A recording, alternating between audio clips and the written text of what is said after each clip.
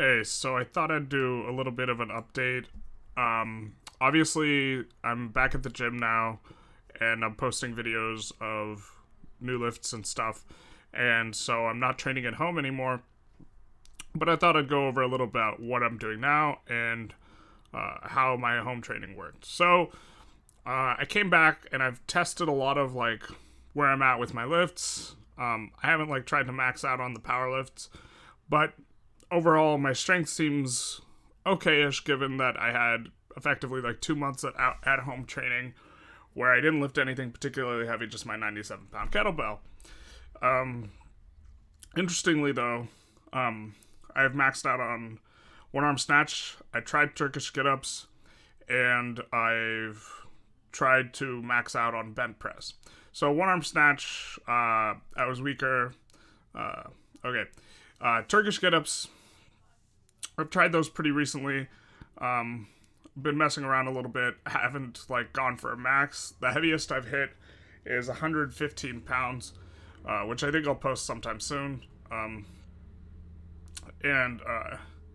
seem to just have a lot of carryover from all the other overhead stuff, as well as I did jiu-jitsu for a couple years, and I think that a lot of the musculature that's useful for jiu-jitsu and also the one-arm lifts carries over pretty well.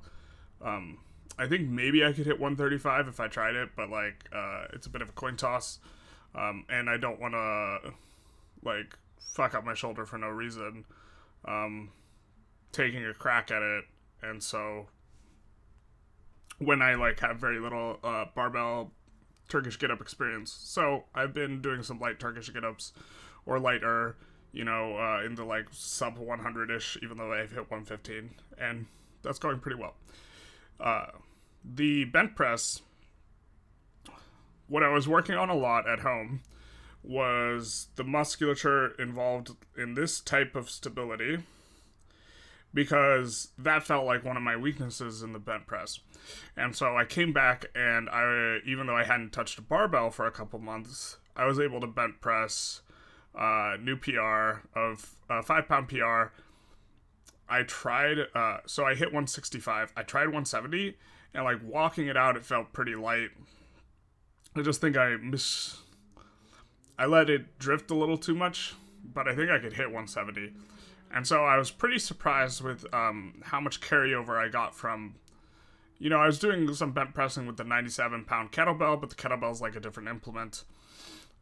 It puts, when you're holding a kettlebell, right, it's not like up here, like the dumbbell is.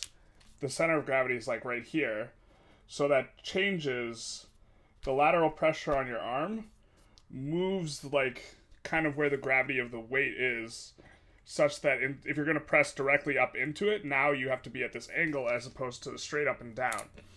And so it feels quite a bit different bent pressing a kettlebell, and so I would not be surprised if like there's significant interference effects for translating one to the other. So I wasn't necessarily expecting to hit a new PR just coming back and just going for it, but I could, and I think it's largely because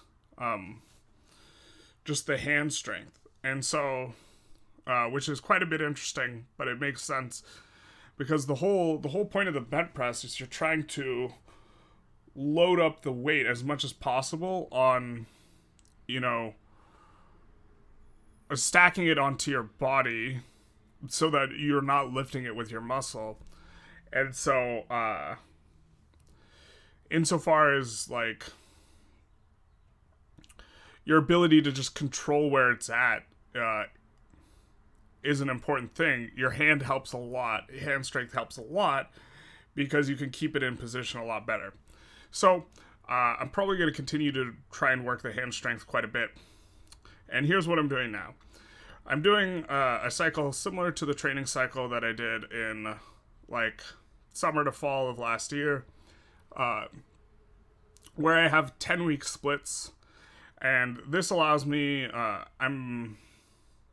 might try and look and see if I can do something better, but what I'm doing is I'm benching twice a week, because it's 10 days, squatting once, deadlifting once, front squatting once, doing weightlifting, let's see, I'm doing it, oh my god, I'm blanking. Let's see. I'm doing it 2, 3, 4 times in that period, where 2 are like heavy days and 2 are accessory days.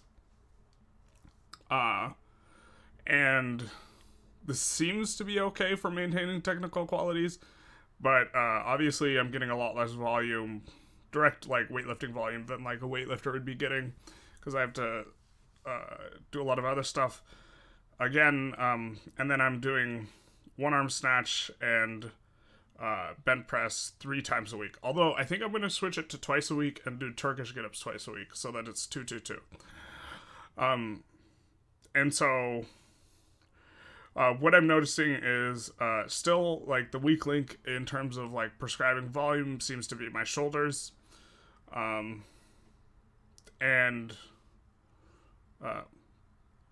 this is a bit of a difficulty.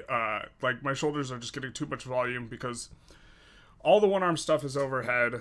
The bench press works the shoulders, and the weightlifting, the snatch and the clean and jerk work the shoulders. And so it's just a bit much.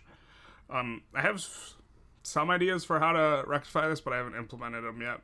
I've considered just stopping jerking, or jerking very little, because, well, yeah, I mean, like, either you have to, like, something's got to give, and so in the past, I've let bench kind of go by the wayside a bit, but I think maybe now I should just kind of lower my jerk volume, because I'm trying to bring my bench up. Anyway, something like this. I'm going to do this for a total of 6 weeks. As far as the structure goes on the powerlifting, since at-home training was like so volume heavy, and it was like the intensity was really low, I'm just trying to do something that's a bit high intensity. I don't think it would be like an overall good training program, but I'm doing doubles for 3 weeks and then singles for 3 weeks for the powerlifting stuff. And so it's all just like heavy, you know, just kind of getting in there, trying to work on neural qualities, probably not getting like any hypertrophy from my main lifts, and just getting it from the accessories. I'm trying to do a higher volume on the accessories a little bit, and then I'm going to trend down to lower volume and then eventually just cut them out towards the end of the 6 weeks. And so this way, I'm hoping to try and, by the end of the 6 weeks, be in a good position to do a powerlifting cycle and hit new maxes. And maybe I can hit some new maxes at the end of the 6 weeks. We'll see.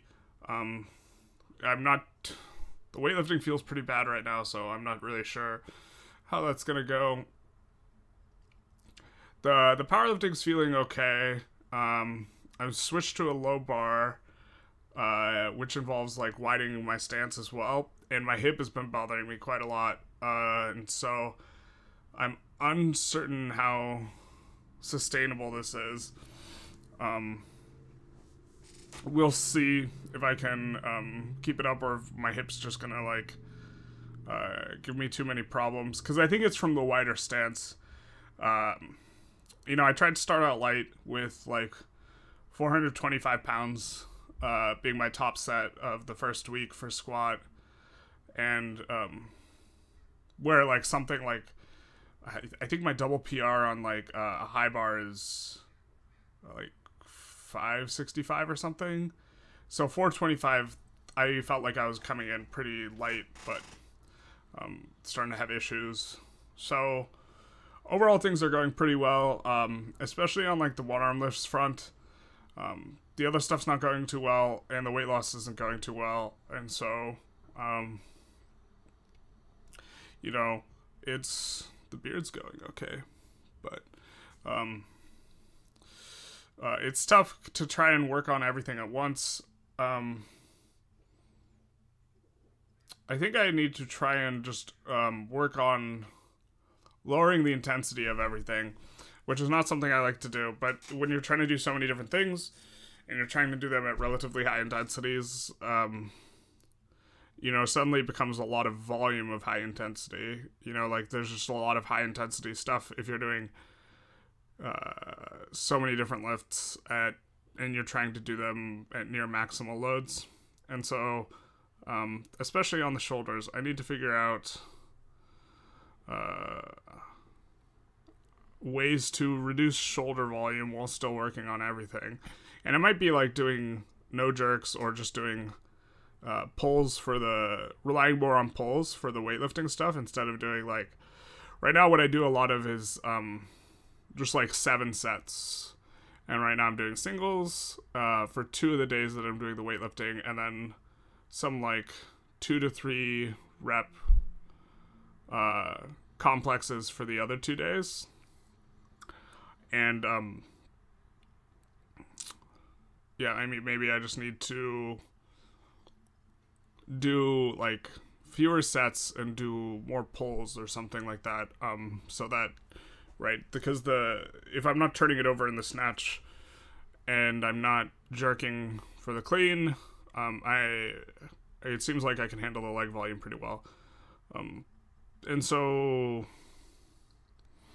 yeah, especially because like I'm squatting like once every 10 days and deadlifting once every 10 days and front squatting once every 10 days. And so like it's really not a tremendous amount of leg volume. Maybe I should be even doing more and trying to like cut on the shoulder stuff somehow. Obviously I'm doing like the weightlifting stuff and that's leg volume, and I am doing pulls, and so that also is volume, but in the grand scheme of things, maybe I'm a little light on the legs right now. We'll see. I'm hoping that, you know, I'm about 2 weeks in. I'm at the end of the second week with what I'm doing right now. Or I just finished the second week. Yeah, I just finished the second week. And so I'm hoping that, you know, as we get to like early summer, mid-spring, that'll be really shaping up to hit PRs on the powerlifting stuff, or the weight loss is going to be going good. Like one of the two. If I'm cutting weight and I like don't hit the numbers, okay, whatever. But yeah, I mean, we'll see how this goes. Starting to ramble a little bit, so yeah.